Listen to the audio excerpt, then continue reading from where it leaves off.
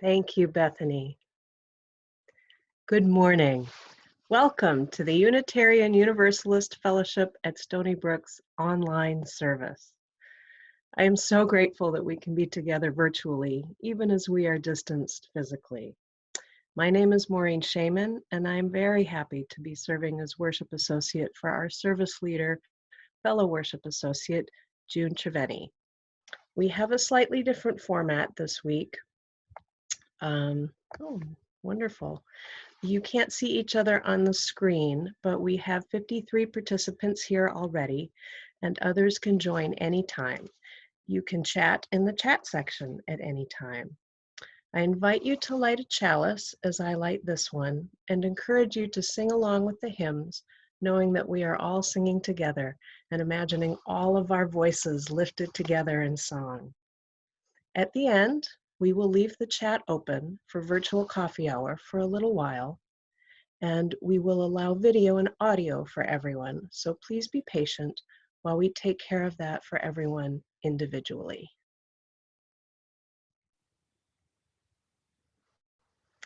I invite you into sacred space and time with the sounding of the morning bell.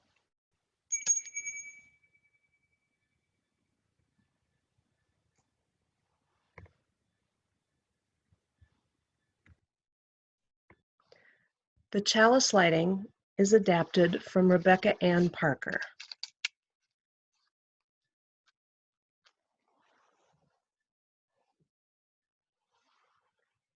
Even when our hearts are broken, even when we have done all we can and life is still broken, there is a universal love that has never broken faith with us and never will.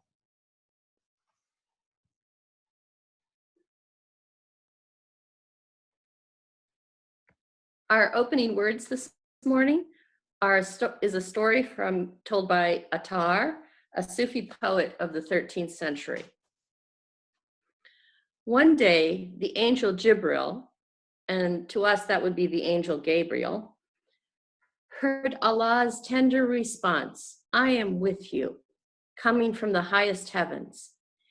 He wondered who was the person to whom this reassurance was given. Surely it must be a very holy and wise person. Jibril looked over the entire world, all of the seas and all of the heavens, but he could not find this enlightened person. He asked Allah to help guide him, and divine inspiration directed him to go to Byzantium and look in the monastery there. Jibril did this and found only one person who was bowing down before an idol and weeping. So Jibril returned to Allah and asked, "How can it be that this person who is worshiping an idol, you are answering through your grace?" And Allah says, "He does not know, and not knowing, he has gone astray. But I know, and I will show him a way." Attar ends this story with this reassurance: even when you have nothing to bring to the exalted court, do not be afraid. We're now going to lift our voices in song with the familiar hymn, "Come, Come, Whoever You Are," and we're going to sing that through twice.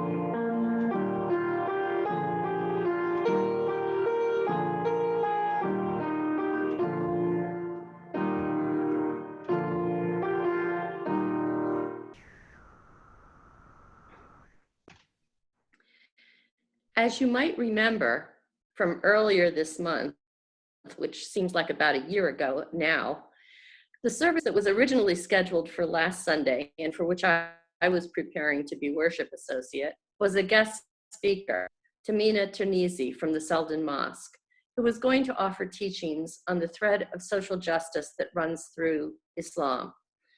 Tamina and I felt that we really could not do justice to this theme in our shorter service. So together we decided to set that aside and reschedule it once we're all able to be together again in person. But in preparation for that service, my own spiritual reading for the past few months has been in some of the wonderful Muslim poets of the 13th century and in Sufi stories and traditions. Sufi stories are timeless. They're filled with wisdom, and they're also relevant to our own lives and our own times. They're also often very humorous and filled with characters that are oh so human. And today I offer you one such story, a story told by the Islamic scholar and poet Rumi. Maureen and I are going to tell this story in two parts with a musical interlude in the middle. This is a story about a Sufi master and the boy with the plate of halwa. It appears in the book, Little Book of Sufi Stories by Neil Douglas Cults, and I am sharing it with you this morning with the permission of the author.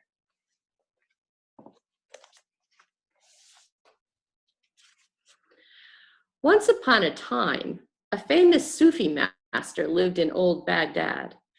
He was renowned for his charity and goodness. Aside from what he really needed, he gave away everything he received each day to the poor. So his reputation among the common folk was outstanding. Almost everyone loved him. Almost. There was only one problem. Since he didn't own anything, he borrowed everything that he gave away each day. So he was constantly in debt to many people. Usually, some generous person came to his aid whenever he really needed it, but nonetheless, he was always only one step ahead of his creditors.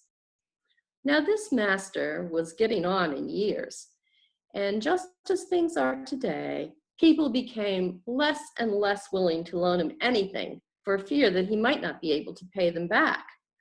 Nonetheless, his good reputation ensured that there were always people who would lend him something that he needed. And if nothing else, rich merchants were afraid to let it be known that they were too miserly to give to the generous holy man, because, well, that might diminish their customer base. Now it happened that this master fell ill, and day by day, he seemed to be failing. The master asked his students to bring his bed into the small meeting hall in the Sufi gathering place, where he and a few students lived. He told them he wanted to meet his maker there. His students gathered around the master's bed, many of them with long faces, hoping for a final blessing from the great man. The master was smiling beneficently and breathing peacefully. And gradually, word got out of his imminent passing, and many other people from the neighborhood began to gather. Among them were the master's many creditors, but instead of a final blessing, they had another thing on their mind: repayment. They hoped that before the spiritual master died, he would manifest some miracle and pay them what he owed. One of them whispered into the ear of the other, "How much does he owe you?" 1,000 gold deniers. You? Only 500 silver dirhams, thank God, but still, it's enough for me. The atmosphere in the room was very mixed, to say the least. There was sadness, hope, expectation, anxiety, and a growing undercurrent of whispering and grumbling. If he owed that much to you, why did he also borrow from me? Couldn't he have paid me back what he borrowed from Ahmed? He could afford to lose 600. It's incredible. He owes all of us. In fact, the room was now overfull, and only the small circle of students around his bed protected the master from the increasingly agitated and growing crowd of creditors who were edging nearer and nearer. The spiritual teacher's breath became more and more refined until only those nearest him could tell that he was breathing at all. He motioned to one of his students to come closer. "What are these others doing here?" he whispered loudly. "Master, Allah forgive me, but many of them say you owe them money." "Ah, money. Yes, yes, probably I do. It is all in Allah's hands." "What does your master say?" asked one of the creditors in a voice everyone could hear. "The master says," relayed the students, "your money is in Allah's hands." A loud moan went up from all the creditors. "In Allah's hands, you know what that means." "I'm done for," cried one. "You? I'll be bankrupt." Others also proclaimed their incipient destitution with increasingly cataclysmic predictions about what would happen to their businesses, their families, and the whole community they supported, and so on. They began to fight among themselves over who would be more destitute. "What are they talking about?" the spiritual master whispered to his nearest student. "This is a house of prayer, and it is becoming increasingly noisy in here." "Forgive me, master. They say they will be bankrupt." "No," said the master. "How can that be? I don't believe it. Ya Alim, Allah knows the truth." The students also were becoming increasingly agitated. Not only was this very embarrassing, but it might detract the master from giving them a final blessing, or looking at things from an earthlier viewpoint. It might diminish the reputation of the Sufi order, as well as their ability to gather donations for it in the future. The students also began to talk anxiously among themselves. Just then, a very loud, high voice out in the street cut through all the hubbub. "Halva, nice sweet halva. Who wants to buy some? The best in Baghdad." And because that voice startled everyone, they all stopped talking for just an instant, and the room was silent. We're going to leave our little cast of characters here for a moment and return after this. Each week when we are together, we invite you into the spiritual practice of generosity. We invite you now to continue to be generous both with your pledges and with our Share the Plate recipient. You can use a bank bill pay service, the PayPal button on our homepage, or just mail a check to the fellowship. Our Share the Plate recipient this month is Cepa Mujer, an organization that has been working to support Latina immigrant women on Long Island since 1993. We know that the women they serve will be impacted by the economic fallout of this pandemic and will need their help more than ever.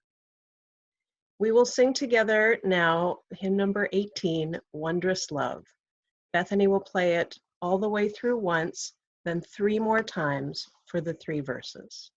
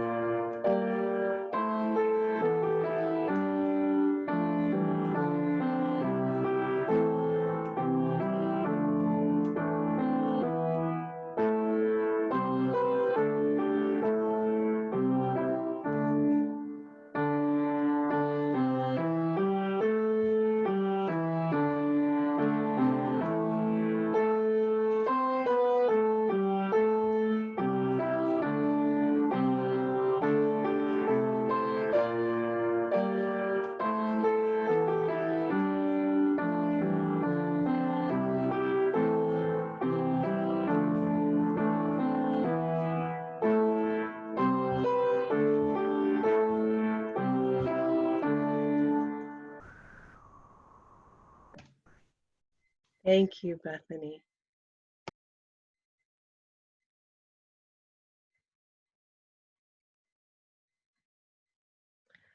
Halva, nice sweet halva. Who wants to buy some? Best halva in Baghdad. The Sufi master motioned to his closest student. Ask the boy to come in. Let's have some halva, he rasped. The student went out into the street and brought the small boy in, who was carrying a large silver plate covered with many pieces of the delicious, nutty, sweet confection. Boy, how much for your whole plate of halva? Asked the master. This is my last plate of halva for the day, and it's the best halva in Baghdad. There isn't even any close to this quality in the whole world. The boy had clearly been well trained. So, 1 silver dirham. 1 silver dirham, exclaimed the master softly, raising one eyebrow in disbelief. Is the halva made of silver? No, boy, we're just poor Sufis here, and I'm dying. I'll give you half a silver dirham. The boy paused, but only for effect, since he knew that the plate was worth only a half of that, and he would need to bring his master back even less. All right, but only this once, because you're dying, and because you're holy people, or so they say. Share it all around, the master told the boy, whispering hoarsely, as loudly as he could, so everyone heard. These are all my brothers and friends here. Let them enjoy the sweetness, just as I am about to enjoy the sweetness of heaven, Allah willing. The boy went around the room, offering halva to everyone, and by some chance, or indeed miracle, there was enough for all. For some blessed moments, conversation stopped, with the only sound of chewing and smacking of lips breaking the silence. Someone burped. After a discreet pause, the boy approached the master for payment, holding his hand out. Money? You want money? Boy, as I told you, we're only poor Sufis here. I agreed to a price, but I didn't say I would pay you. The boy became furious. You Sufi dogs! You would steal from a poor boy? What kind of people are you? I will be short when I return to the shop. Don't you know that my master will beat me? In fact, he'll probably kill me. In fact, he'll kill my whole family. In fact, the boy went on in this vein, becoming louder and louder, increasingly and genuinely hysterical, his voice echoing through the mosque. The creditors also went into an uproar. First he cheats us, and now he cheats this poor boy. Call the judge. I'll never offer a friendly loan, not to mention a charitable donation to a Sufi ever again. The students turned bright red and turned to one another, whispering frantically, unsure what to do. That's it. The reputation of our whole order is ruined. We're done for. Doesn't anyone have half a dirham? They began to search through their robes. While all of this was going on, a messenger in richly braided and brightly colored livery entered the room. Hey, he yelled, which of you is the Sufi master? As messengers were trained to have loud voices in those days, everyone stopped for an instant, now aware that someone important had likely sent the messenger. He is, said one of the creditors, pointing to the master on his bed. As it happened, the messenger was also carrying a silver tray, this one covered with a silk cloth. He approached the master. Someone hired me 10 minutes ago to send you this, express delivery. For some reason, it had to be on a silver tray. I don't know who it was, but we work for an expensive service, you know, had to be someone rich. The master, who had been resting with his eyes closed during the melee, opened one eye and asked his nearest student to remove the cloth and see what was there. Under the cloth were 2 packets also wrapped in silk, one very large, the other very small. When the student untied the larger packet, it was full of gold dinars, more than he had ever seen. There was doubtless enough to pay off all of the master's creditors, plus enough to support the order for some time. When he untied the small packet, he found it contained half a silver dirham. The master instructed his students to repay all of the creditors, keep the rest, and give the half dirham to the boy. Everyone was astonished. The boy grabbed the money and ran off with it before anything else crazy happened. These Sufis! The creditors wiped their brows and breathed a huge sigh of relief.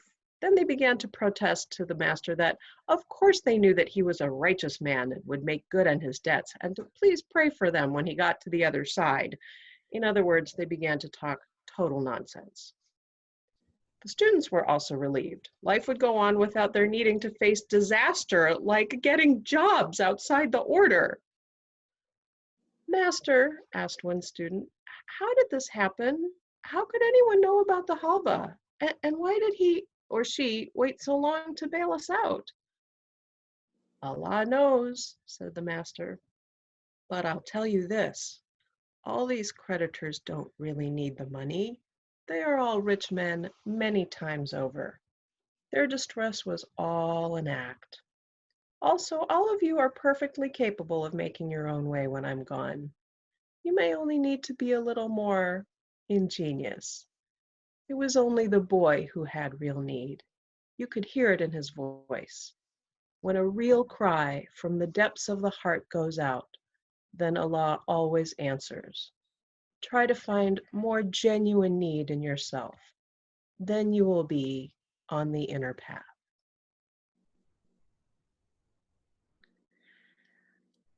I offered this morning a short reflection on these stories. These two stories have been resonating in my heart for the last few weeks because I've been feeling so intensely the depth of my own needs. In spite of Zoom meetings and cell phone calls and internet access, the reality of spending days upon days without the physical presence of another human person wears me down, both mentally and spiritually. In the face of uncertainty and fear, I long to hug my daughter, who's in self-quarantine several states away. My heart feels wounded by the knowledge that even after stringent restrictions are lifted, it still would not be responsible for me to visit her. I'm realizing that I have to adjust to a new reality, not just for the short term, but probably for months and months. And my heart aches too, knowing that the lives of people without the safety net that I have will be infinitely harder and far more immediately so. Like Connie Campbell Hart, the composer who wrote the words to Wondrous Love, I am sinking down. I've been feeling the overwhelm, feeling the need, and maybe there are days when you have too. These stories then serve as a reminder that in times of need, we also receive. When we have nothing, then still grace is offered. When our need is as real as the boys, an answer appears. Of course, a liveried messenger is not going to arrive with the solution on a silver platter, but I do believe that in the coming months, deeply felt needs will be met. Another famous Sufi story tells the legend of a holy man who traveled the world and saw all of the pain and the suffering that people must endure. Allah, he cried, why don't you do something about it? Ah, but I did, was the response. I created you. So I am leaning into my faith because it is through the practical and spiritual support that we offer each other that we will find hope and consolation. It is the very reason that intentional spiritual communities such as our fellowship exist. The Allah that we encounter in these Sufi stories has many names. Infinite mercy and everlasting compassion are surely two of them. And when we text or call someone, listen to their anxieties and worries, or drop off a sack of groceries, we are manifesting these names to each other. When we make a charitable contribution or find a way to help in the larger world, we are manifesting these names to the world. Each of us has cause to be grateful for the ministering that we have received, and also grateful for the opportunity to minister to another and to be the answer to somebody else's prayer. So in the weeks to come and the months to come, may our needs be met, and may the world's needs be met, and may we care for each other with infinite mercy and with unending love. Amen. Amen. We end our service this morning with a poem from the 13th century poet Ibn Arabi called A Garden Among the Flames. This translation is by Omid Safi in his book Radical Love. What wonder is this? A garden among the flames. My heart takes on every form. A pasture for gazelles, a cloister for monks, the idol's temple, a Kaaba for the circling pilgrim, and Torah's tables and the Quran's pages. I follow the religion of love. Whichever way this caravan turns, I turn. This love is my religion. This, my faith. Our closing hymn is number 95, There is More Love Somewhere. We will sing all 4 verses.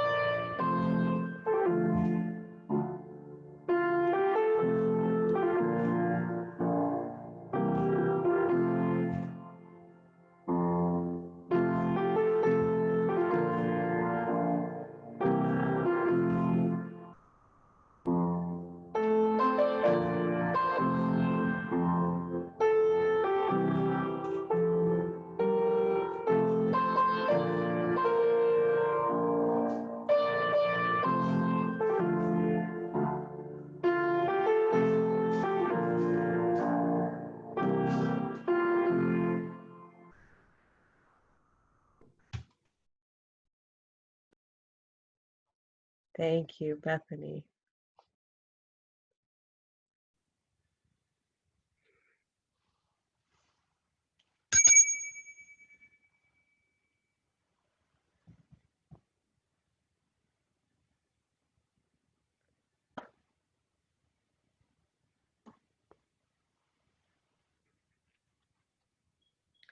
Dear ones, as we bring our worship to a close this morning, I offer you this benediction.